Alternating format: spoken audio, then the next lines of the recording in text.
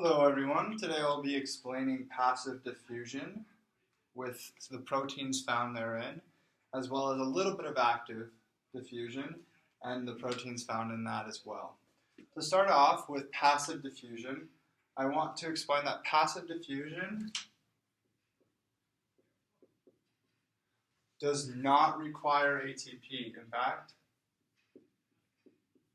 it can't use ATP. ATP is the energy found in active transport.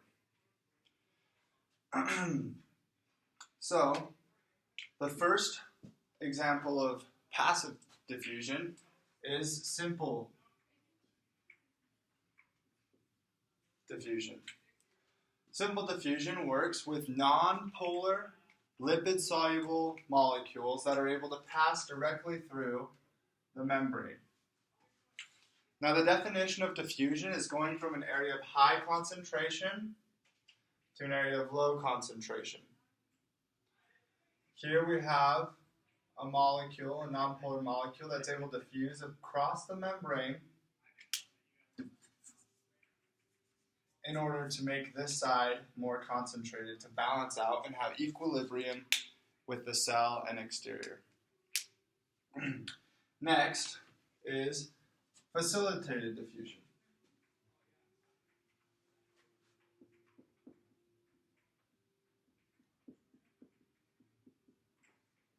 Now, facilitated diffusion requires a protein.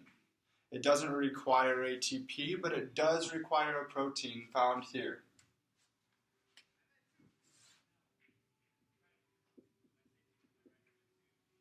In this protein, we have what are considered to be channels.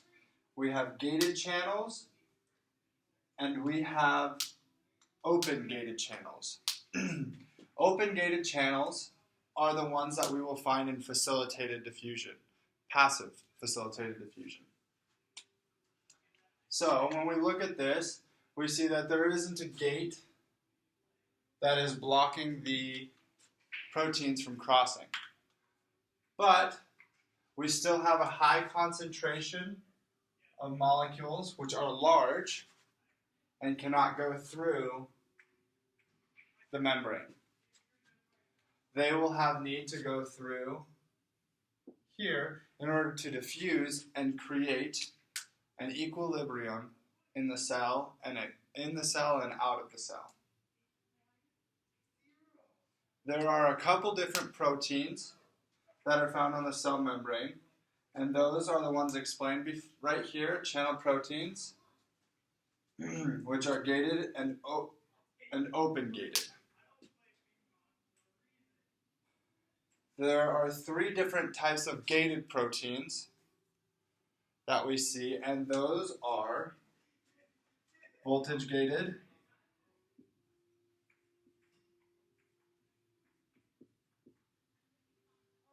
then you have ligand gated,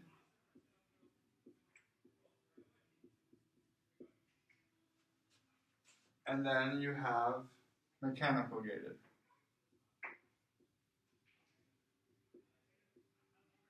An example of voltage gated would be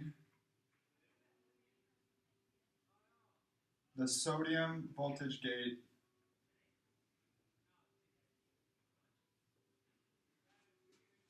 An example of a ligand gate would be where a ligand has to attach in order to open up the gate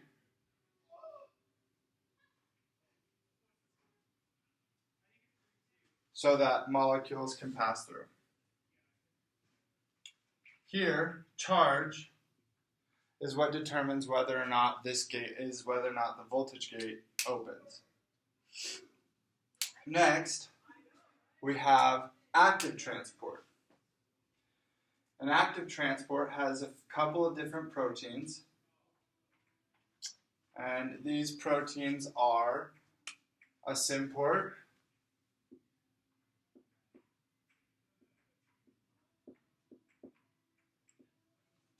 and an antiport.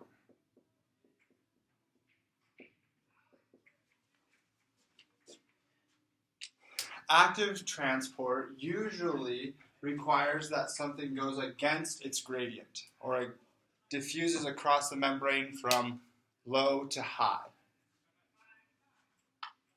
An example of an antiport would be one that is commonly known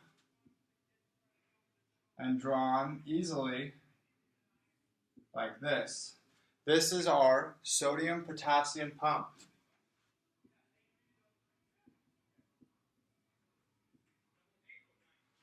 Now, an important feature of active transport is it does require ATP.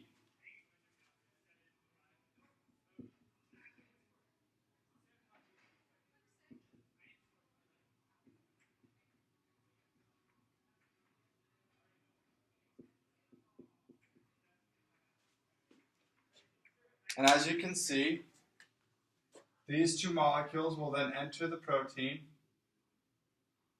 okay, and will then be spit out going against their gradient in order to get into or out of the cell.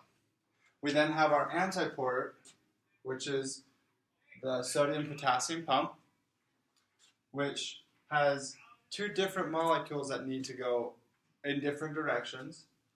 Here we can see that this will go here and will go in, and this will go here and go out. And that is how our diffusion across the membrane works.